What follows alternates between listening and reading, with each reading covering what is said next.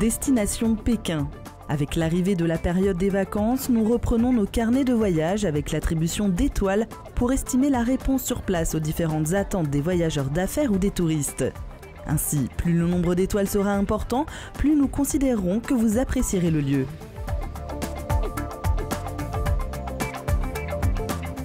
Nous commençons par l'accueil à l'aéroport de Beijing-Capitale. De nombreux efforts ont été faits au cours des dernières années afin de proposer une grande fluidité pour canaliser l'arrivée des touristes dans cet aéroport. De plus, un programme d'exemption de visa pour un séjour en transit de 6 jours vient d'être mis en place. Enfin, les décors authentiques ont été soignés.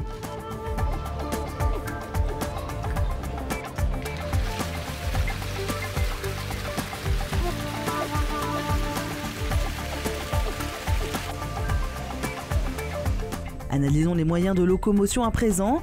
Pékin compte 70 000 taxis, mais ils ne peuvent pas s'arrêter partout. La bonne solution est donc de les réserver par téléphone ou d'opter pour l'équivalent chinois de Uber.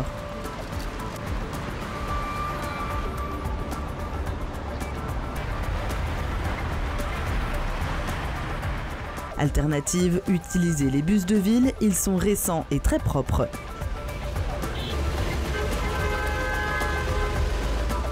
Les petits bus pour touristes sont confortables, les microbus artisanaux sont quant à eux plus sportifs. Il reste les 2 roues, très nombreux. Attention, le port du casque n'est pas obligatoire pour les motos ou pour les vélos. Au total, les moyens de locomotion méritent leurs 4 étoiles.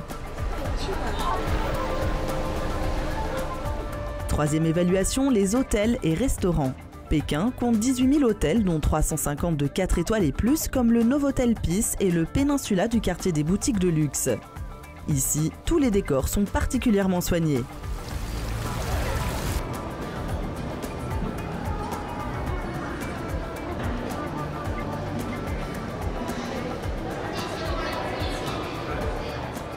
Le cadre des restaurants des hôtels de luxe est tout aussi soigné. Résultat, 4 étoiles.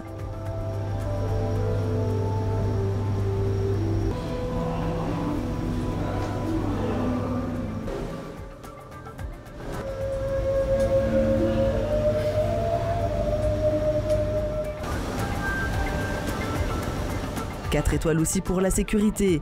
La présence importante, visible et coopérative de la police sécurise les touristes.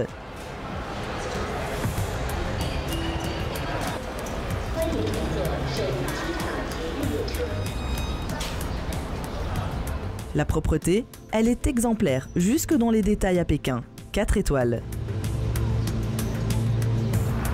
Sixième évaluation pour la richesse culturelle des musées. Le meilleur exemple de la modernité des aménagements est le musée de la capitale, ouvert depuis 2006. Les animations multimédia sont présentes dès l'accueil.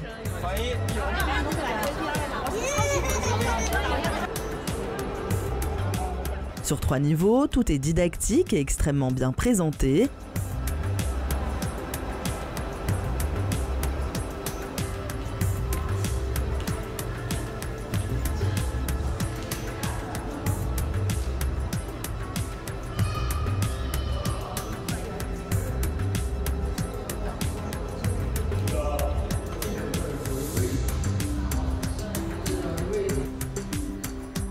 La palette des âges des visiteurs est très large, chacun sera certainement d'accord pour donner la note de 5 sur 5 avec une mention particulière pour la partie consacrée à l'histoire de Pékin.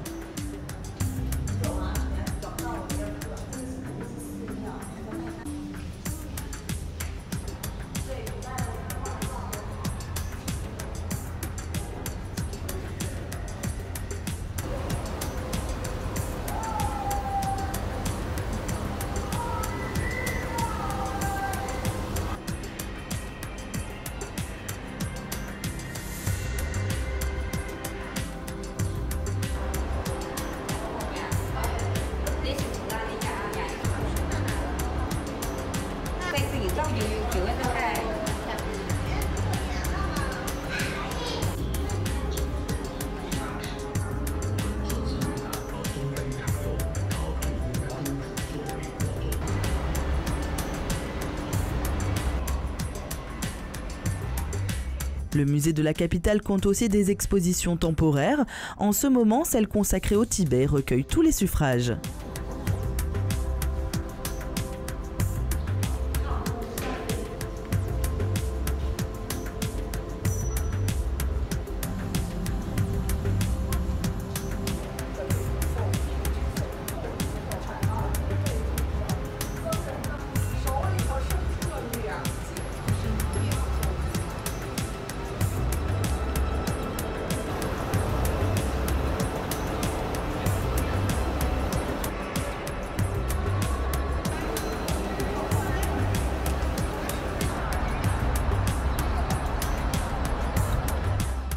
Pour terminer, estimons les espaces verts de Pékin. Nous sommes dans le parc du Temple du Ciel, non loin de la cité interdite. L'accès y est gratuit tant que vous mesurez moins de 1,20 m.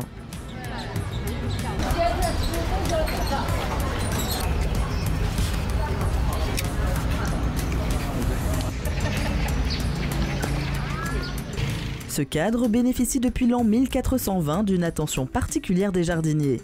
À l'époque, la dynastie des Ming considérait que la terre était carrée et que le ciel était rond. L'art de vivre des Ming n'a pas pris une ride.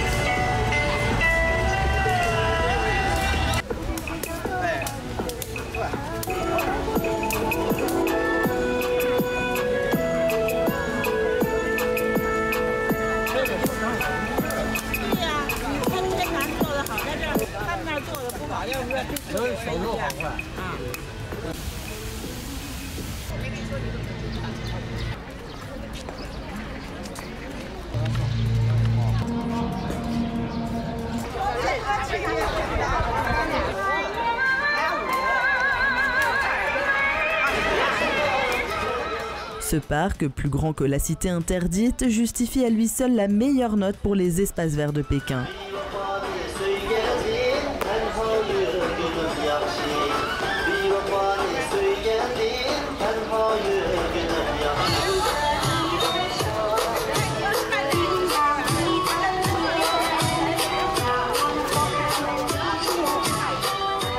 Au final, la capitale de la Chine se voit attribuer une note moyenne de 4,4 sur 5, qui dit mieux.